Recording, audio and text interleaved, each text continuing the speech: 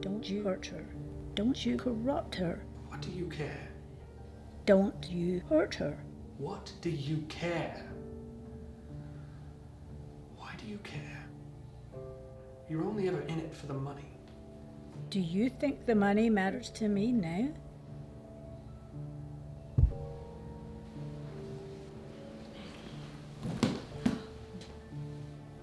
Don't forsake your faith.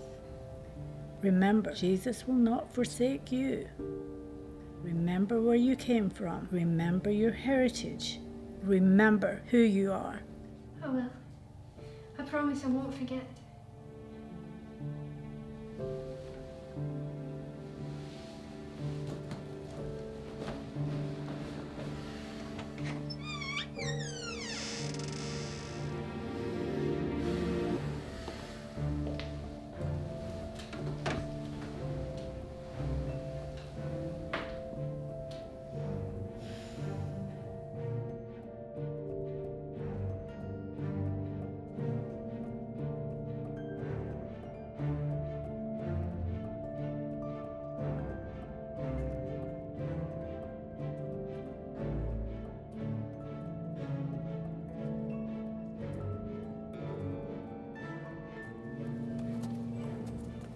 I've been told today is your birthday.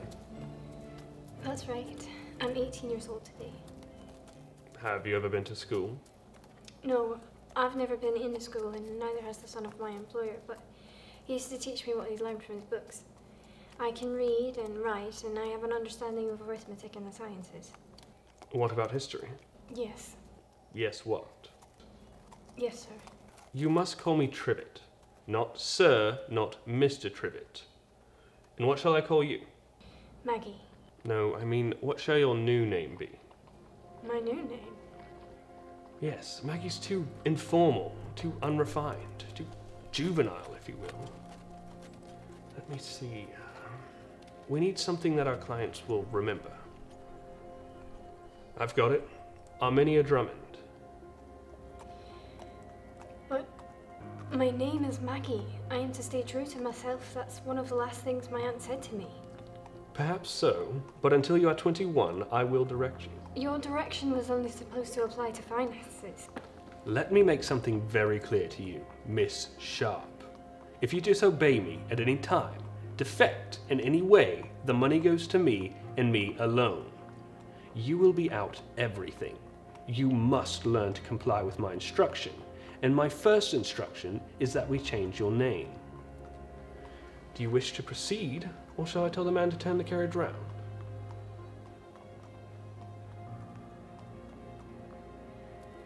Arminia what? Drummond. I suppose that will do. But if you ever call me by my real name, could you please say Maggie and not Miss Sharpe, please?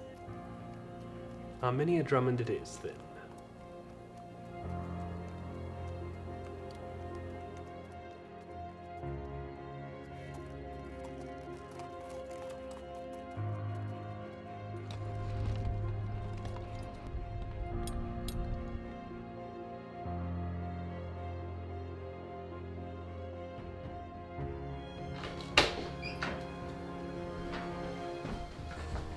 Really, Winifred, you must try to make it to the door before whoever's knocking gives up and walks away. I'm sorry, sir. I really am. I promise it'll never happen again. Hey. I'm just in the kitchen. Oh, stop your grovelling or mumbling or whatever you're doing. Just show Miss Drummond to her room. Come, please, miss.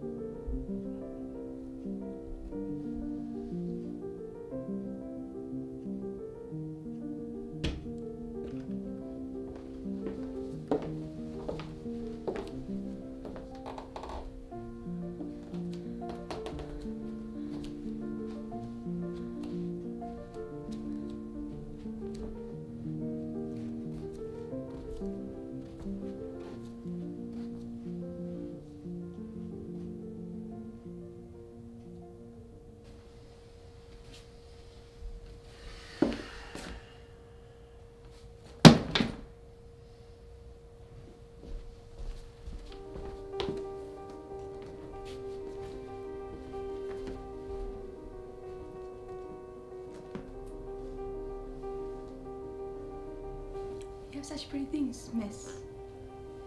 Please, call me Maggie. Yes, Miss Maggie. No, just Maggie. Put those rags directly into the wastebasket, Winifred. Miss Drummond and I will be going to acquire some proper clothes in town tomorrow. Yes, sir.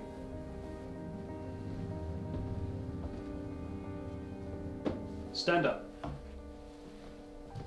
Right then, we'll have to work on your voice. What can possibly be wrong with my voice? You shall have to try for a proper English accent. I don't know how.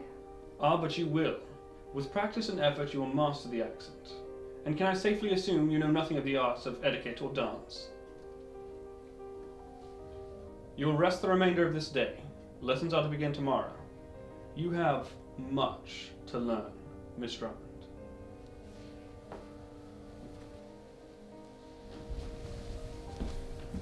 Will there be anything else, Miss Maggie? No, thank you. Supper be served at 6. The clock is on the mantel.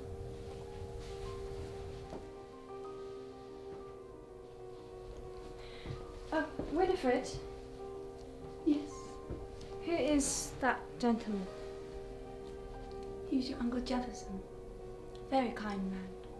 Troubled, but kind.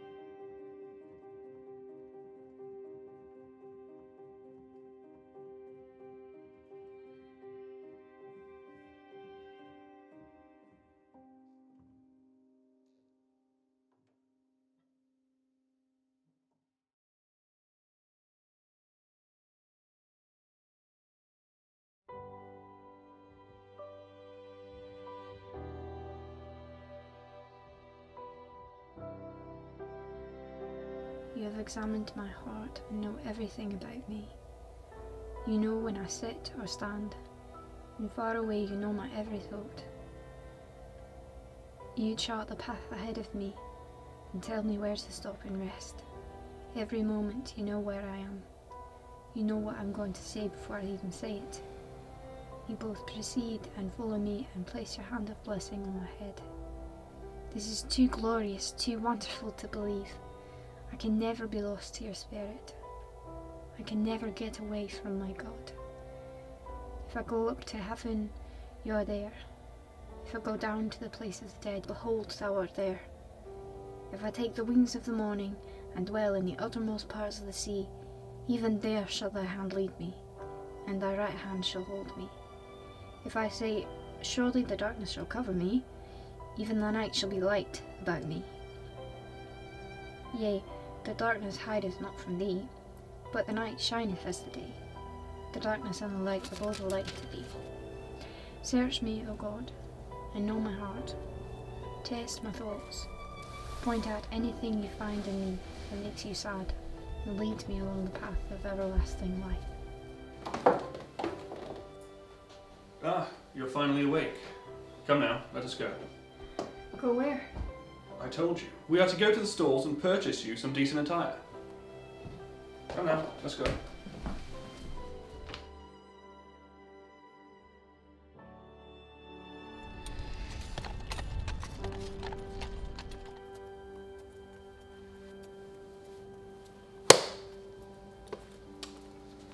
Say something. What shall I say? What shall I say? Now, say that with a proper English accent. I told you I do not know how. Oh, come on. Just give it a try. If I can do it, anyone can. Of course you can. You're an Englishman. You should try a Scottish accent, then you'd see how hard it is. All right. What shall I say? That was awful. You can't do any worse than me. Go on. What shall I say? You're wrong. Keep talking. Tell me about your life. What specifically?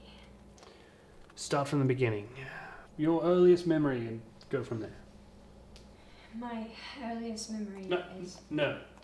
Everything you say must be in a clean, proper, polished English accent. Now. My earliest memory is the smell of stew cooking on the stove at home. I was covered in blankets, heavy blankets.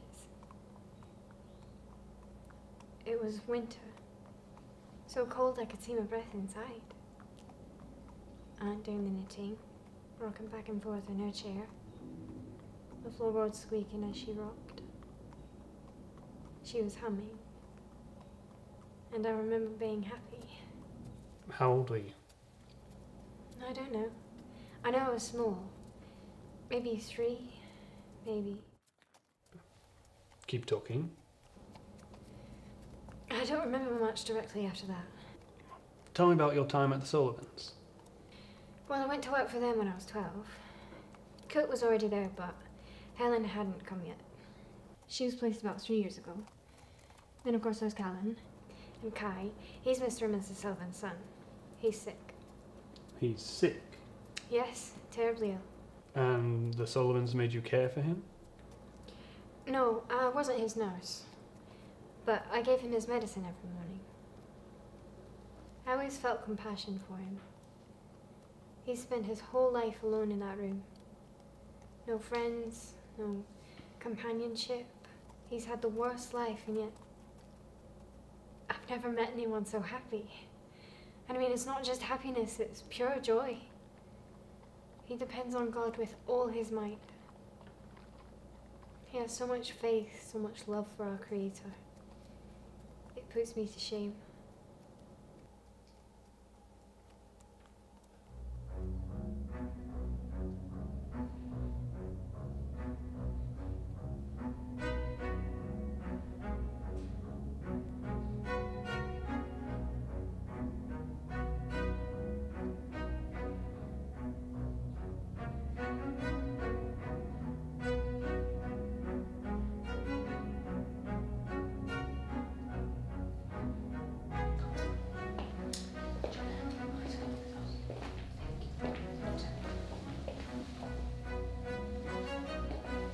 Trivit, it's so nice to see you. Whom do you have with you? Miss County, may I introduce Miss Drummond? Miss Drummond, this is Miss County, owner of this fine establishment. Isn't she just exquisite? Miss Drummond finds herself in need of your finest apparel. All this she needs rather quickly. Let's see here. I'm afraid her clothes were burned in a fire. Oh my goodness, I hope no one was hurt. No, ma'am. No one at all. Oh, thank goodness. Okay, very well, Miss Drummond. I will need to take your measurements. Right this way, please.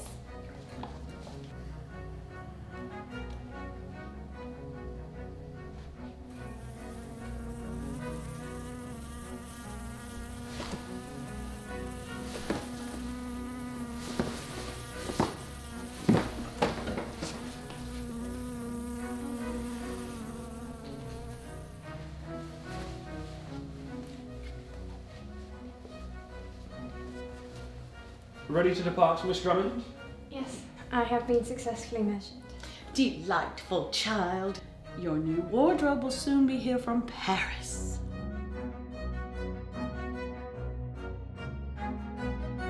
Yes, well, good day.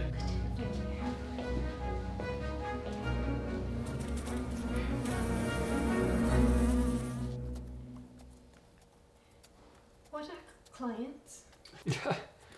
Your clients are gentlemen with products, ideas, who require finances to make their ideas a reality.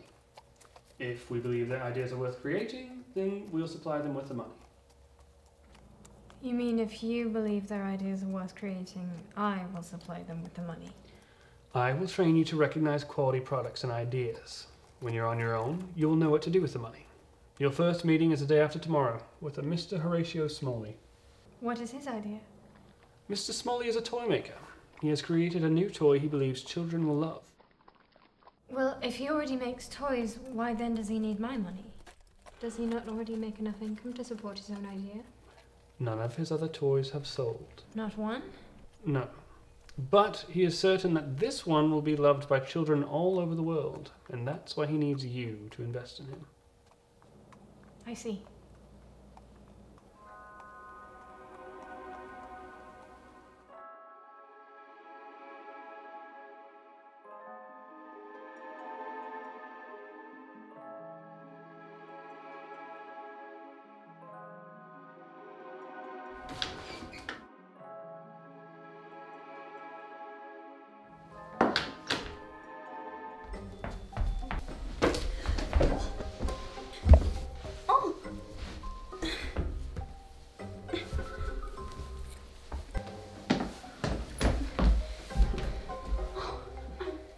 Sorry, sir, miss. I didn't mean it. I was just... Terribly sorry, Winifred. Terribly. Really, you must work on your grammar. Sorry, sir. I do try. What is that? That round your neck, what is it? Tis a locket. Oh, well, I can see that. It's all tarnished, and you can't even tell what sort of metal it is. Where on earth did you get it? My aunt gave it to me. My parents left it to me. Oh. Winifred, take Miss Drummond's locket. We are to have it cleaned. I can't have people thinking that you can't afford proper jewelry.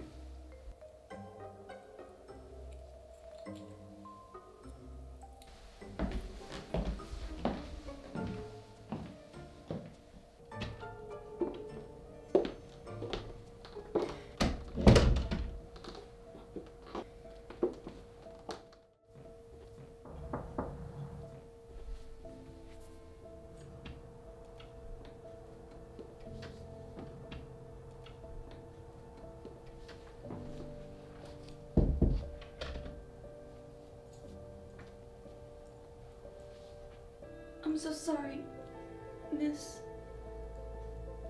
I didn't know there was something in it. I put it soaking in the sink all this time. When I took it out, the locket had come clean. Will you see?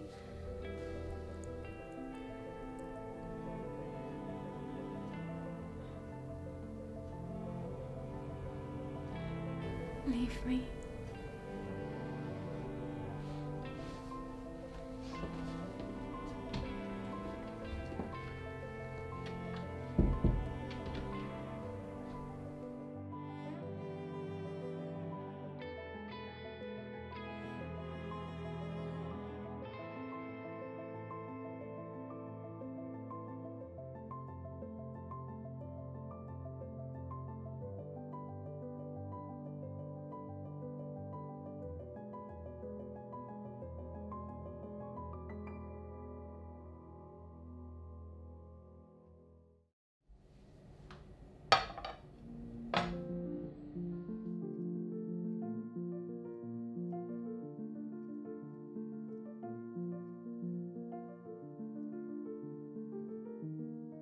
Thank you, Winifred. Pay attention, Mr. Drummond. What? Pay attention. Look up. This is Charity. Where is Winifred? She fell ill right before time to serve the food, miss. What sort of illness is it? Well, it isn't so much an illness as she's frightened. Of what? Of losing her place, miss. Tell her she is in no danger of being dismissed by me. It was my mistake, not hers. Will you tell her that for me? Yes, miss. What was all that? What has the poor girl done now? Nothing of consequence. I hope Winifred will be all right.